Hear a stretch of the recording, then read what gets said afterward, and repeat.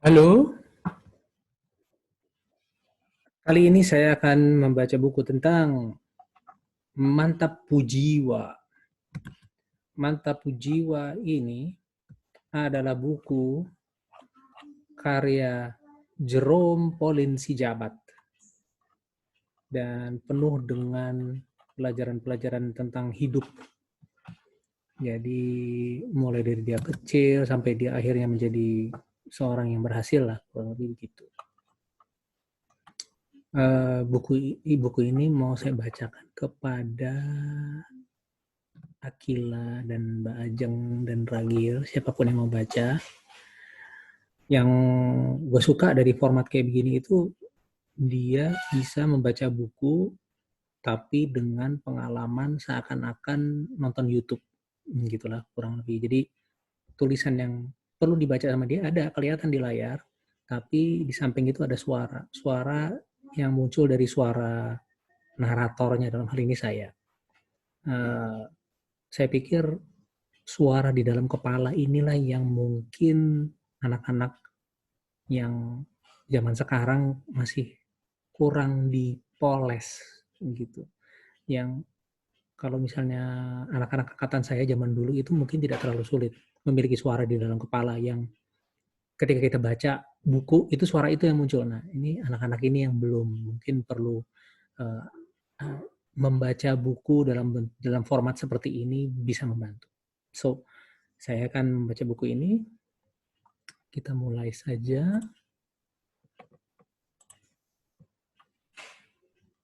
Buku latihan soal Mantap Jiwa.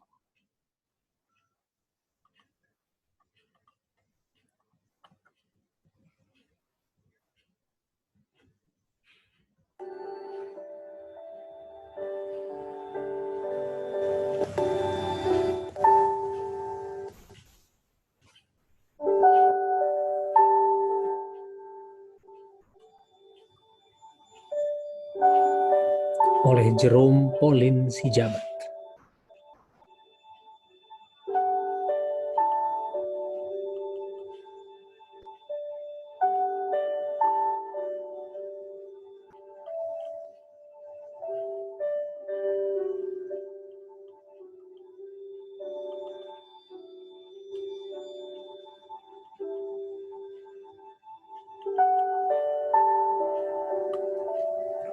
Aku lahir di Jakarta, 2 Mei 1998. Hari-hari yang dekat dan akrab dengan kerusuhan terkelam di Jakarta yang sampai sekarang membuat aku bersyukur karena aku tidak ingat apa-apa dari waktu mengiringkan itu. Selain dari cerita orang dan keluargaku. Dokter memprediksi aku akan lahir antara tanggal 6 atau 8 Mei. Papa mama ketar-ketir. Keresahan ada di mana-mana. Tapi aku percaya karena kasih karunia Tuhan aku lahir lebih cepat. Kenapa aku katakan itu karunia? Karena papa mama menceritakan bagaimana beberapa hari setelah aku lahir terjadi kerusuhan dan penjarahan toko-toko, kekerasan merajalela, banyak dokter takut datang ke rumah sakit. Bayangkan kalau perkiraan dokter tidak meleset. Bayangkan kalau aku tidak lahir di tanggal 2. Mama datang ke rumah sakit dan dokter tidak ada. Ya sudah, nggak usah dibayangin. Aku juga nggak sanggup bayangin ya. Keluargaku sederhana saja. Papa seorang pendeta, mama seorang ibu rumah tangga. Di media massa dulu, tahu dong iklan-iklan susu formula untuk bayi yang mengandung banyak gizi? Agar anak bertumbuh jadi manusia pintar, kuat, dan sebagainya, dan tentu saja mamaku ingin beri yang terbaik juga untuk aku. Tapi apa daya, krisis moneter yang melanda saat itu ditambah kondisi perekonomian keluarga yang sangat terbatas, maka tidak ada susu berkualitas tinggi untuk Jerome. Jangankan susu, untuk memberi bahan makanan saja sulitnya ampun-ampunan. Itu akibat penjarahan yang terjadi sehingga mayoritas pasar serta toko tidak beroperasi. Imbasnya, mamaku yang seharusnya juga mendapatkan asupan baik agar bisa memberikan gizi yang baik untuk aku tidak bisa memenuhi kebutuhan gizinya. Sehingga pada saat aku masih bayi, saat dimana manusia paling membutuhkan gizi untuk perkembangan otak dan kesehatan mereka, aku tidak mendapatkan semua itu dengan maksimal. Maka Jerome, bayi, bukanlah bayi yang spesial. Justru sebaliknya, aku disebut sebagai bayi yang lahir di kerusuhan. Melewati masa krisis itu, kemudian pada tahun 2004 keluargaku pindah ke Surabaya. Saat itu aku baru lulus TK dan naik ke kelas 1 SD. Pencarian sekolah di Surabaya lalu menjadi persoalan baru. Sebenarnya tidak akan jadi persoalan kalau kedua orang tuaku memiliki uang yang cukup untuk membayar uang sekolah. Tapi sayangnya, dong hepeng.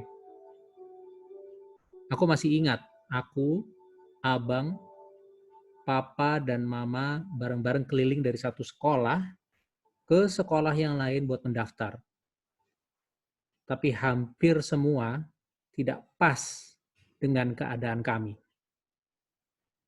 Ada yang biayanya terlalu mahal dan tidak bisa memberi perkeringanan. Ada yang kuota siswanya sudah penuh. Aku masih suka merinding kalau ingat bagaimana frustasinya papa mama waktu pergi ke suatu sekolah.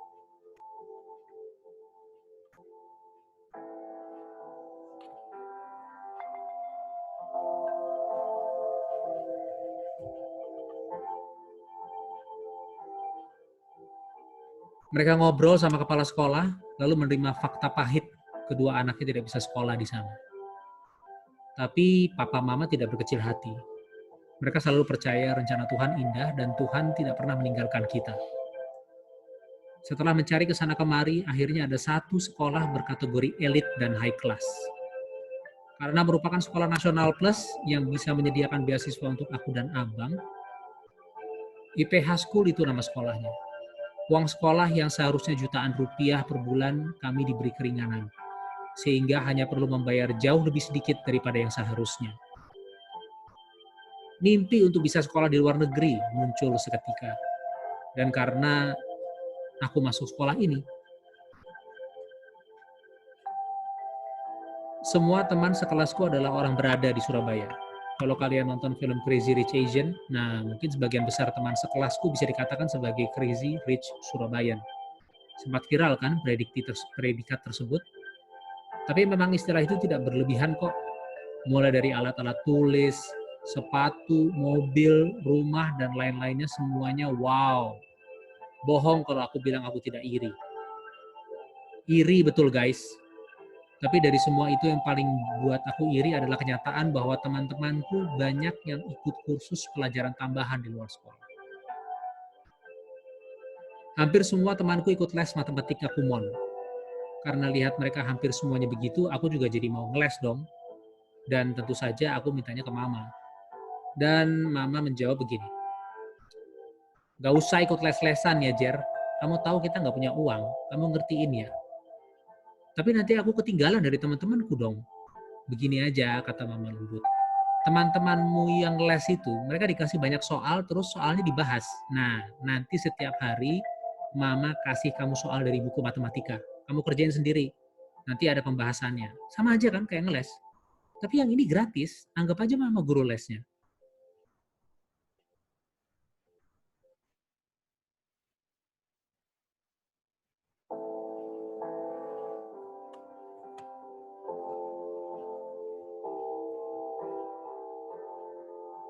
Aku nurut kata mama. Karena tahu mama selalu berikan yang terbaik. Dan ternyata memang benar. Dengan metode ngeles gratis ala mama di sekolah, aku bisa bersaing dengan teman-temanku. Nilai kami tidak jauh berbeda. Terkadang aku lebih baik dari mereka, terkadang aku juga kalah dari mereka. Tapi dari situ, aku termotivasi untuk mulai belajar mandiri. Belajar sendiri, ngerjain soal sendiri, dengan masih terus didampingi mama tanpa lelah sampai kelas 4 SD ketika adikku lahir. Dan tentu saja semua usaha itu kami lapisi doa siang dan malam. Kembali ke Surabaya, saat liburan panjang, aku biasanya menghabiskan waktu di daerah Surabaya atau mungkin jalan-jalan ke Malang dan sekitarnya. Teman-temanku, jangan ditanya, banyak dari mereka tentu saja berlibur ke luar negeri.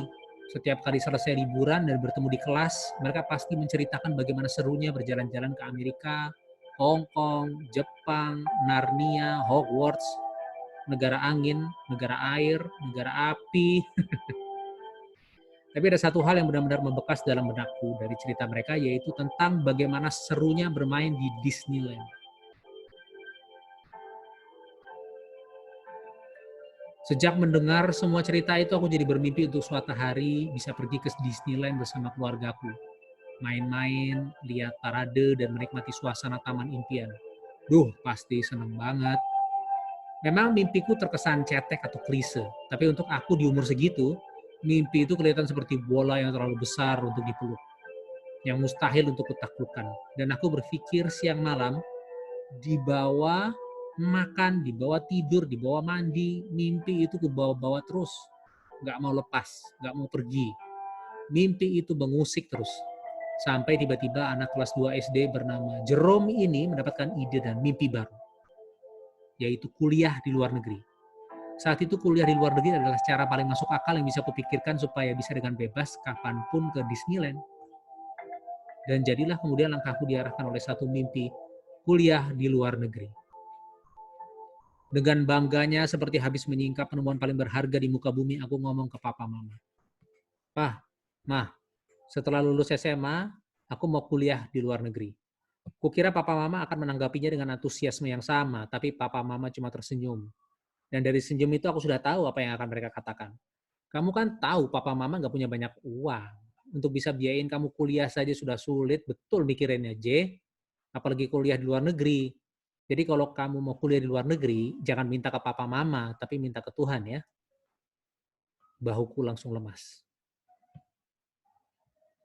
Tapi ada satu api semangat yang tiba-tiba menyala di dalam diriku. Kalau begitu, aku harus mendapatkan beasiswa penuh.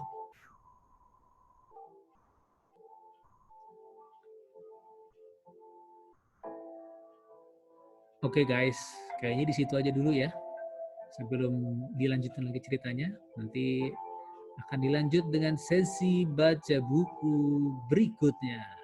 Dah.